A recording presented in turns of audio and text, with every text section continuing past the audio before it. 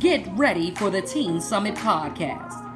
Presenting the teen co-host, Aisha. I'm gonna leave that to the professionals. Jordan. Well, I wasn't really paying attention, so don't ask. Naye. Now I'm just like, where's the people? Antonio. Can't go from 100% to 5%. And presenting your host, Rachel Bernadette. Right? We're in there. All right.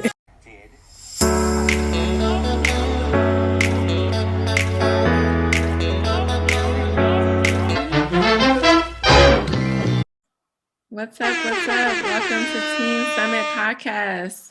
My name is Miss Ray, and I have an amazing co-host team today.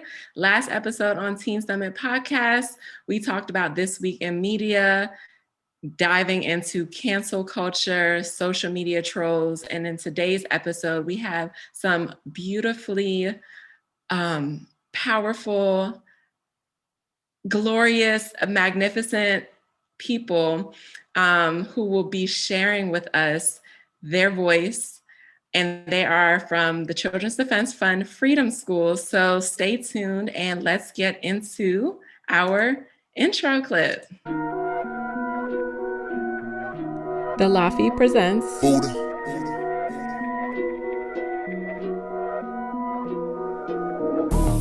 Teen Summit Podcast with your host, Miss Ray. Youth with passion.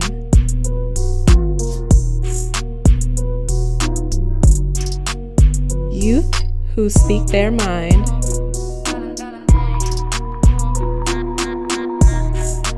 Listen to the voices of our youth. Youth who care.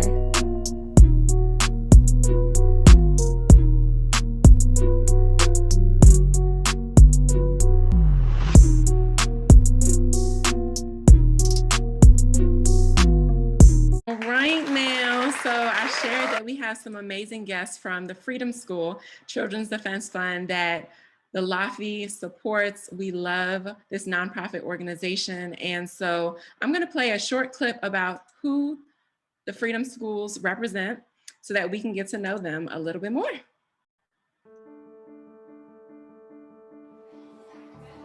High expectations are the cornerstone upon which CDF Freedom Schools are built. It is based on literacy and wonderful books that are about children's lives but give them hope. In nearly 20 years, more than 100,000 low-income preschoolers through 12th graders have been served. And the theme of Freedom Schools is that I can make a difference in myself, in my home, in my community, in my school, in my nation, in my world. It's an empowerment model. And I've been to hundreds of schools around the country, and I will tell you my visits to Freedom Schools have been amongst my most inspiring and the most memorable. Secretary of Education Arne Duncan has heard their stories of transformation. What I consistently see there is remarkable for children, and as importantly for me is the young people who are teaching and mentoring in those schools. More than 13,000 college students have been trained by CDF to make learning fun. Be bold, be brave, be courageous, speak up, speak out. So much beats us down and we beat each other down that if we can lift each other up, we lift up the world. It's not just the great outcomes for students that you're getting, but it's the pipeline of talent you're bringing to education. I wasn't sure that I wanted to teach and to be in a setting with a curriculum that I really felt was very effective, with books that I really loved, and they weren't boring and they weren't out of context and they were very relevant to the kids I was working with. It made me realize how much I really enjoyed it. I would say my favorite moment is when I saw one of my scholars who has developmental issues start to do the Harambe. I almost cried. I kept giving him encouragement for a long 2 weeks. And this morning, he starts to do that. Wow. The unsung people of our time are children, and it's important for us as adults to step up and make sure that the policies, procedures, the dollars, the support are going to our children.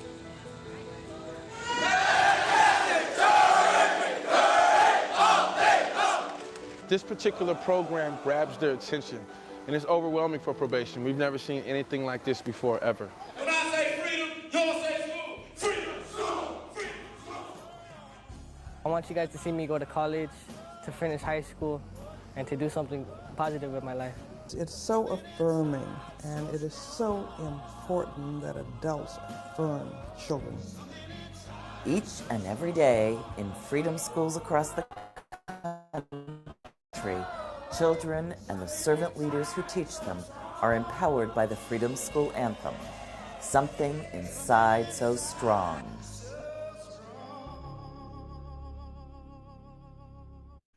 All right. So yes. Thank you, Miss Ray, for showing our video.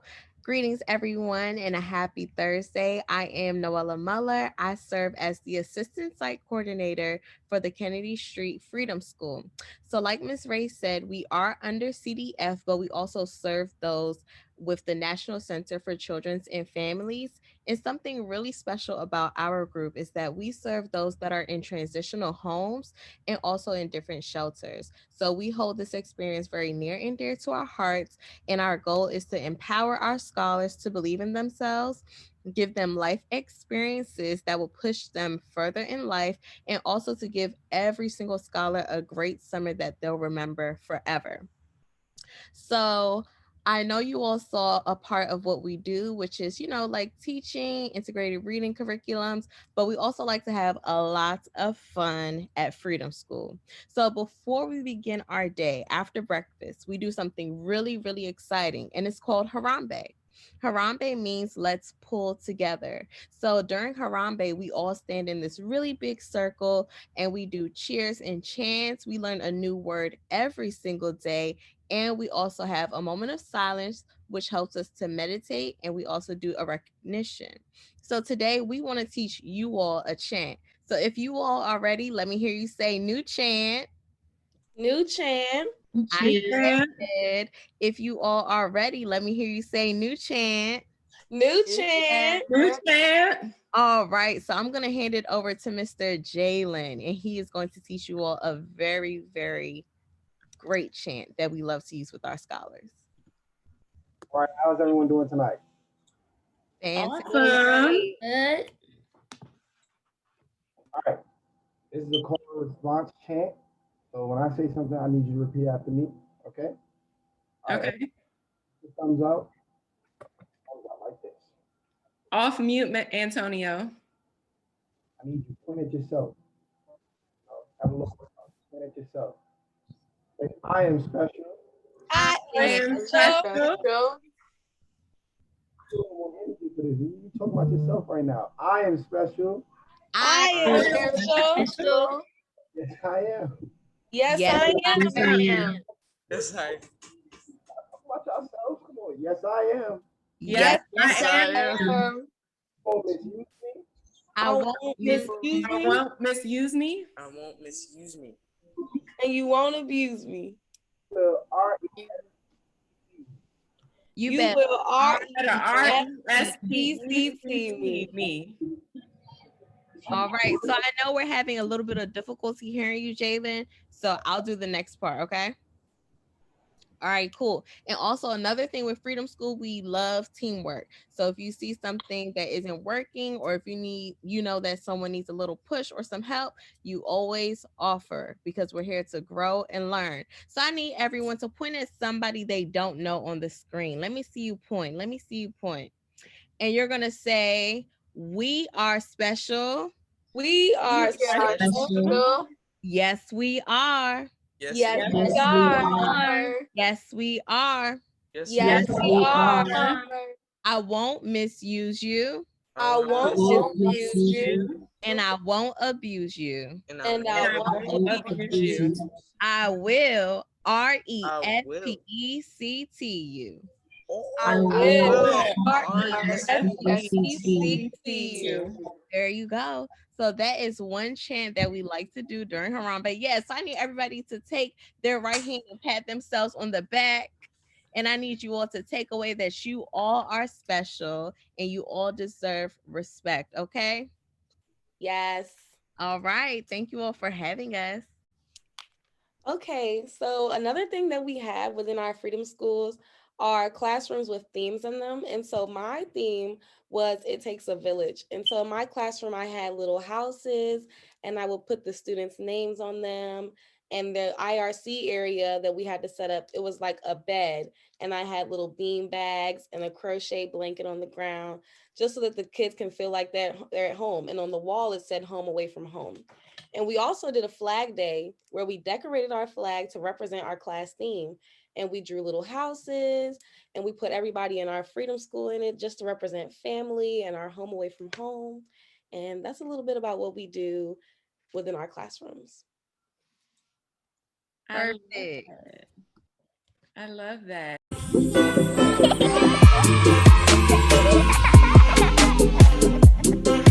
So this is our first, that actually ties into what our first segment we wanted to talk about, that it does take a village, and that it inspired by your classroom, Chandler.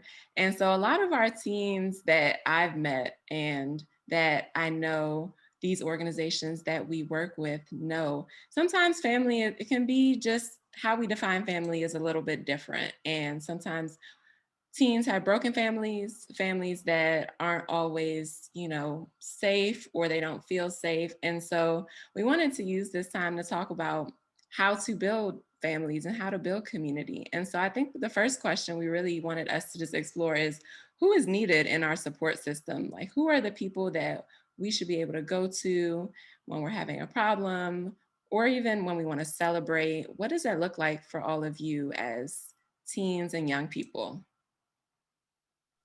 I feel like the first step to creating a bigger village and getting like the right people behind you is just having someone who's genuine and having someone who will really support you through everything, regardless of what you're going through.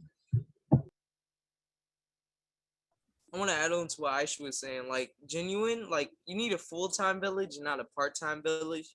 So you need people that are going to be riding there like the whole time. Like not leaving, like not there day to day.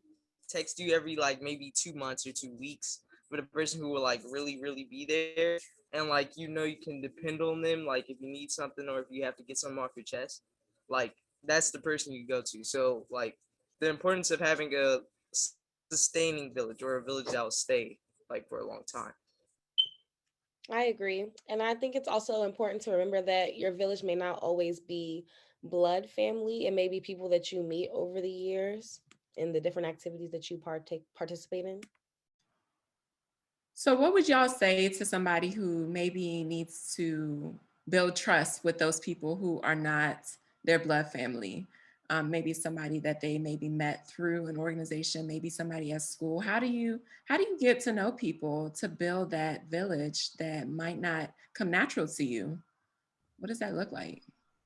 That's a good question. I think personally for me, as I was growing up, I had to make the decision to want to bring people into my village and allow them to be who, God has called them to be in my life. So one thing I had to actually reflect on was, what are my wants and needs from those in my village? And knowing that also helps you to build trust, knowing that, well, I need someone that is supportive, and you're able to communicate that to the person, and they're able to show you that, and they are there for you. They're present, and not only present, but they actually like show up for you. That is a stepping stool to building trust with someone, noticing and understanding your wants and your needs and being able to communicate, but also making that very important decision that I do need people in my village and I want to feel loved and supported.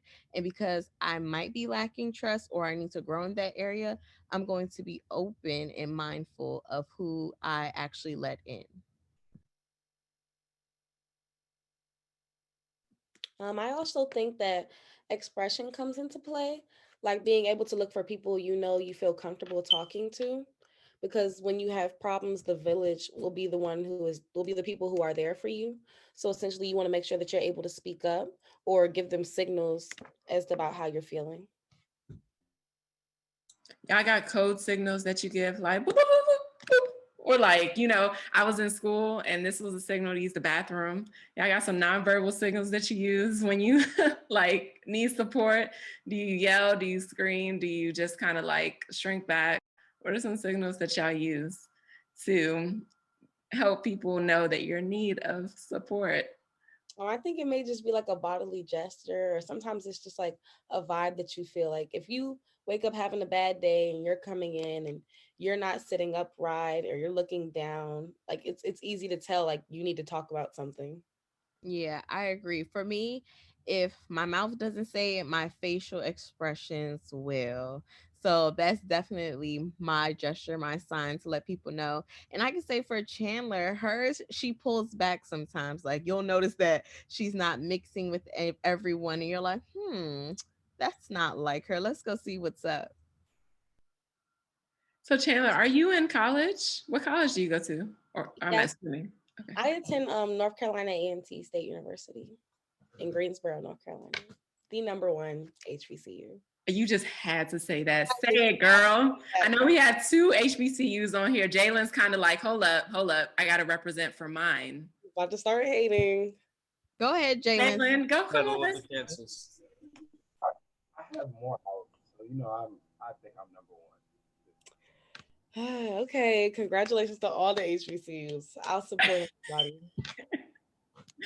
So, like, what is it like? I mean, at least for Jalen and Chandler, from the college perspective, in terms of building friends, making new communities. I know this year was a little bit different with virtual, but how do you build support when sometimes you're not even in immediate proximity with people and closeness? I can share a little bit of my experience because I will say I only spent 1 semester on the college campus. My first semester, it was my parents' best decision that I stay home. So I really didn't build a bunch of connections. So the second semester, it was very difficult to interact with others, especially because of the restrictions. A lot of people weren't out of their dorms, or if they were or they'd be in class. So I think when it came to interacting with others, I'd say my main source of communication was social media, like looking for people who went to my school and seeing who had similar interests as me. So my first friend was the same major as me, and that's how we began to bond. Just to go off what Chandler said, like my first semester, it was really hard to make friends. So a lot of the connections I did make were through social media, just seeing people who were like in my class or people who had the same major as me, because they were like, first they started off on Instagram when people introducing themselves, and then it moved over to like group meets for classes. So that was one of the big ways to make connections, just through media, which is great that we have it now.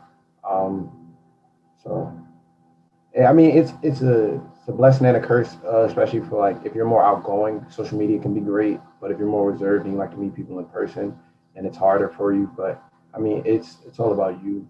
If you decide you want to do it, if you don't. But that's how I've really made friends through social media.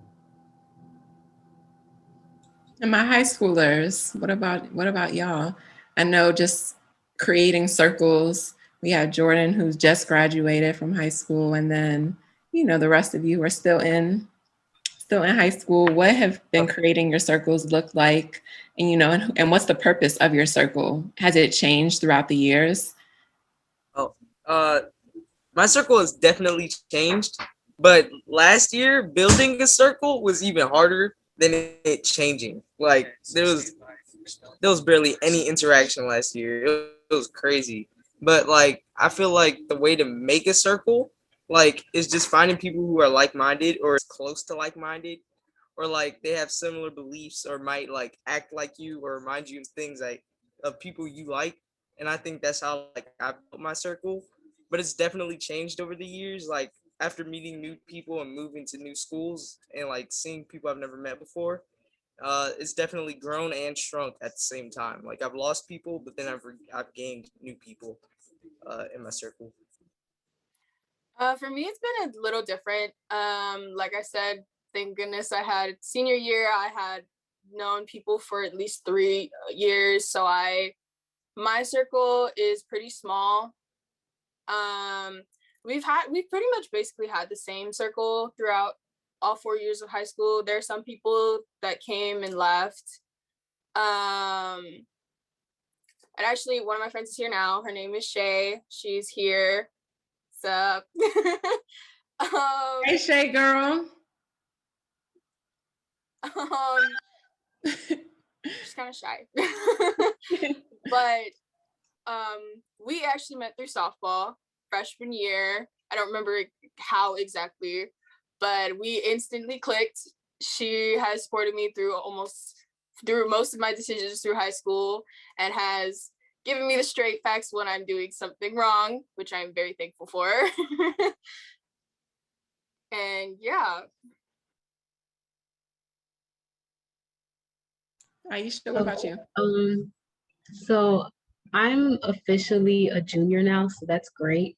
Sophomore year passed by like a breeze, and I can say that my circle is very, very small with like 2 people in it. And that's a good thing for me because I'm an introvert. However, like being on Zoom calls for 6 hours all day really it really affected the way a lot of people's social lives are. And like being in class, I already know everybody, but I don't know what they look like. So it really taught me that a lot of the people who you think are your friends are really just your school friends, and you don't really have much of a connection with them until you really like talk to them outside of school, and sometimes the connection is not just there. So, it taught me a lot, and it made me have a better mindset. And yeah, I'm really thankful for it, honestly.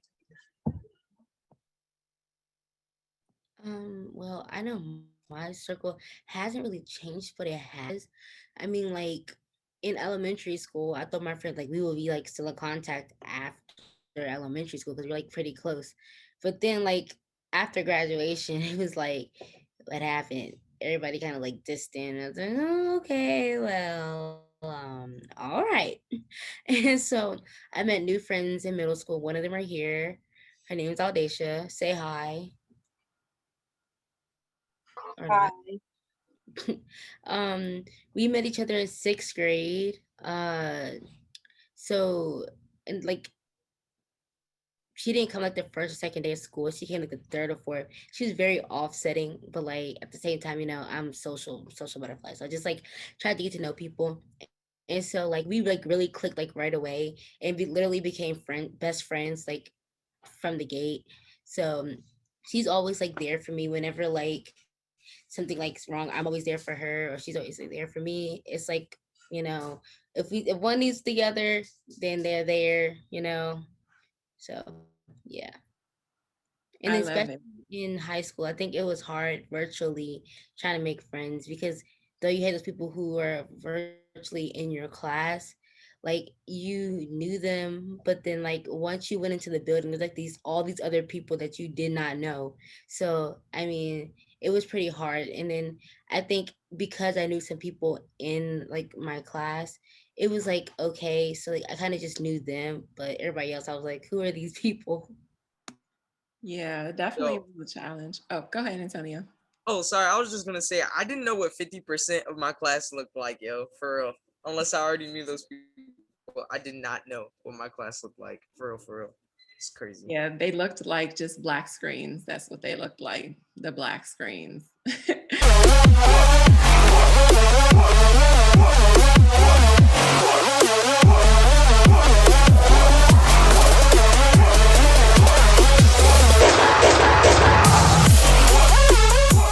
Richardson.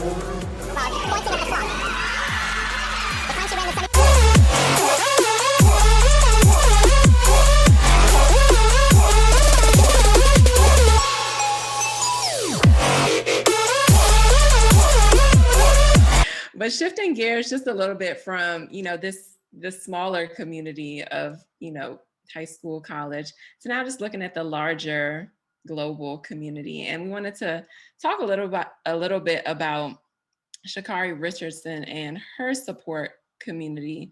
And for those of you who are not familiar with Miss Sha'Carri Richardson, I'm a track athlete, so I'm all up in that world. She is the 100-meter sprinter who was recently tested positive for drugs, and now she is no longer running in the Olympics. And there was lots of controversy around just should she have been disqualified, or and so many other allegations around her running. And one thing that we had thought about was just her support system. You know, during her Olympic journey, she had experienced a lot of family death challenges. And so what do you all think? Do you think that she had a good support system? Which might have led to her not doing drugs or being affected by her issues? Or do you feel like maybe she needed more support? Does that even play a role?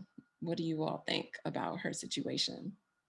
Well, I mean, being the fact that the reason she had so many things going on during that time and trying to get through it, also trying to make sure that she'll get into the Olympics.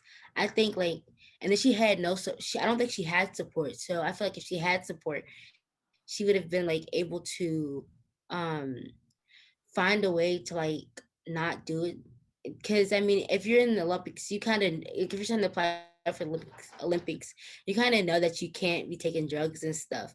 But I mean, if you're taking them to help yourself and you have no support to stop you, then I mean, you can't really get mad at her, because I mean, she only did it so she wouldn't think of the death in her family and all the other things that were going on in her life. I kind of want to add on. I feel like, I feel like she did have a support system up to the point of her winning that race that she did, which I believe was 100-meter, right? Okay. Yeah. I feel like she had enough support to help her to win that 100-meter run, because as she said during the interview that she wouldn't have gotten there without her support system. But I think that was where the point where it kind of maybe something happened and she didn't really have that support anymore, that she had to lean on herself and do what she did. Yeah.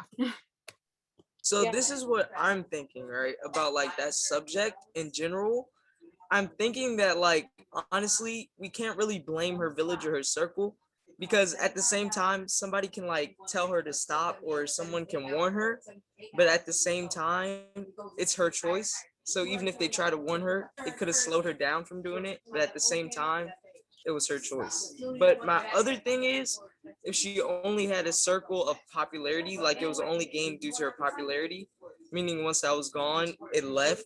So she might not have had a stable circle or a strong foundation in her circle. Just to add I to your agree. video, I kind of disagree, because you never know if she was already on drugs before she started them, and before that after the race, she probably just got on them, and that support could have helped her stop doing them. So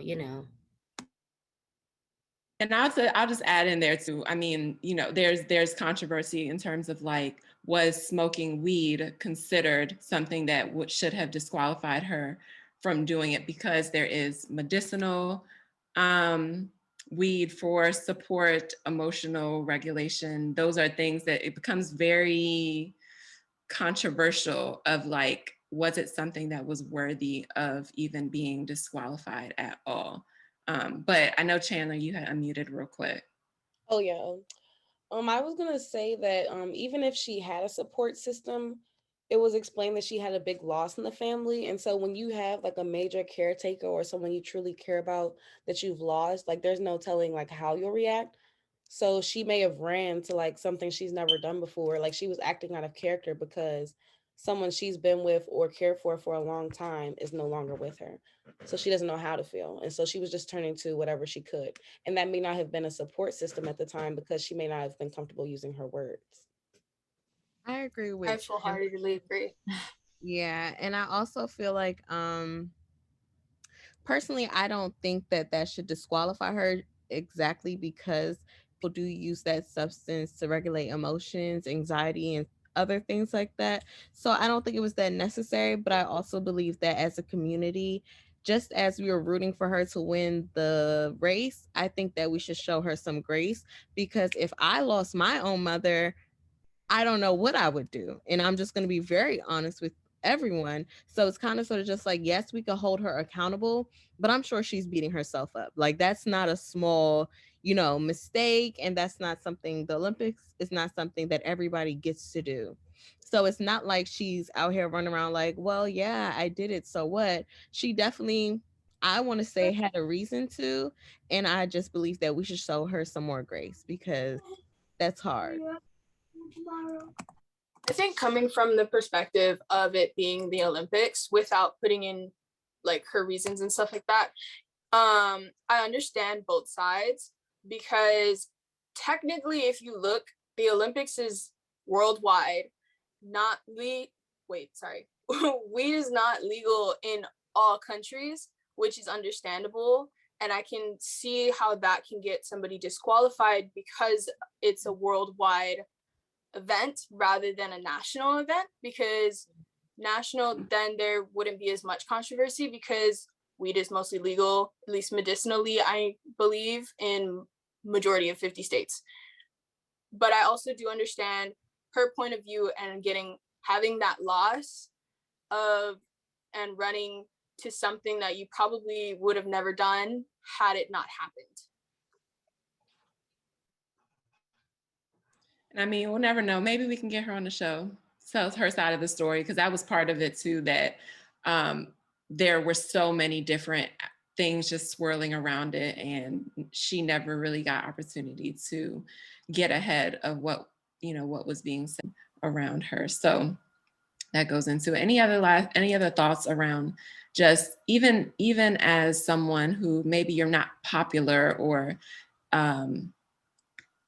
you don't have all this limelight on you, like how do you still show up and deal with challenging situations when maybe you already do have that support and you have safe spaces to go to, and you don't have maybe anything to lose, not popularity, not the Olympics and anything like that? Like, what would be some last closing words that you would give to just the regular, everyday young person who is dealing with hard things like losing a parent, or losing a sibling, or dealing with a traumatic illness or something like that? What would you all say to them? So what I will say is, this might be unbelievable, but I'm actually not popular. I know that might come as a shocker. I'm literally just kidding. But my advice would be, like, don't base your popularity or like your thoughts on people who don't know you, because then that'll just like mess you completely up. It'll just mess you up if you base yourself off of people's thoughts on you instead of like true people who you know's thoughts of you. So like if you base it on family or family friends, you're more likely to get the right thoughts about yourself, or like have a higher amount of confidence than you would if you base it on strangers and like a popular opinion. So I would suggest like not basing your thoughts about yourself or how you feel on like other people's thoughts about you, and like your core unit's thoughts. Or unit, I like that word. I'd like to add on like something that I use mostly like every day when there's like people's opinions about you, is that if you keep focusing on everybody else's opinion, you're never going to be happy. That is as straight as it's going to be. That's the brutal truth, is that you're never going to be happy if you always focus on everybody else. This is the point where you have to focus on yourself. You have to focus on what makes you happy, regardless of what anybody thinks, because they're not going to stay. They might not stay in your life forever. It's not going to matter in like the next 10, 20 years. Yeah, I agree. And I just want to say, don't feed into the negativity, and don't blame yourself for a situation that you cannot control, because, as overwhelming as things may be, it will get better in the end. I know everybody says that, but it definitely will. So, with time comes peace and love. So, yeah. And I'll just do a quick plug for our mental health episode that we did a couple of weeks ago where we talked about this and just our own well-being. Naye, over to you. I just wanted to put that in there. Oh, I was saying, can you hear me? Yeah. Okay. I was gonna say, like, just like even if you're feeling really overwhelmed and you feel like you have to do something like that, first reach out to see if you have, like, think of people in your circle. Think if you have anybody who can support you. Cause like if you just go straight to it and don't think like, do I have anybody who could support me? Do I have any friends who can support me? Do I have any adult who can support me, who I can really trust? Then that just like that's just setting yourself for failure anyway, because now you just went straight into it and you didn't even think like about the people who might have actually cared about you and how you're hurting them. So like first, like really think like, do I have a support system? Do I have somebody who I can just go to like to express my feelings, to tell them like, oh, I'm having a struggle, can you like help me, can you like support me? Not even, maybe not even help, just to be there to like talk to and like express the feelings. Anybody else before we wrap up? I love that. I love everybody's input. I just wanted to add, no matter what life throws at you, like Aisha said, it's going to get better. And also, I love Finding Nemo and where they go like, just keep swimming, just keep swimming. I keep that in my head all the time. And I'm just like, I just have to keep pushing. And I can push if I'm nervous. I can keep pushing if I'm mad, if I'm anxious, no matter what, just don't give up, because it's the baby steps, it's the trials and tribulations that takes you to the finish line. So just keep swimming. And on that note, I thought we would play Just Keep Swimming, and we will just keep swimming into our next episode. Thank you all so much for joining. We will be posting this video everywhere, YouTube, Instagram. We don't got a Twitter yet, but Mr. G, we might work on that. And Spotify, Apple, anywhere where podcasts are listened to. So let's just be inspired by Nemo and just keep swimming and support each other and know that just kind of like fish, they ride together. They be in like groups and swarms and they work together. So let's keep our circle of support tight and work together. When life gets you down, you know what you gotta do? I don't want to know what you gotta do. Just keep swimming, just keep swimming, just keep swimming, swimming, swimming. What do? We swim, swim. Dorino singing. When life gets you down, you know what you gotta do? I don't want to know what you gotta do. Just keep swimming, just keep swimming, just keep swimming, swimming, swimming. What do? We swim, swim. Dorino singing. I love to swim in. Dory. When you want to swim, you want See, to I'm gonna get stuck now with that song. Now it's in my head.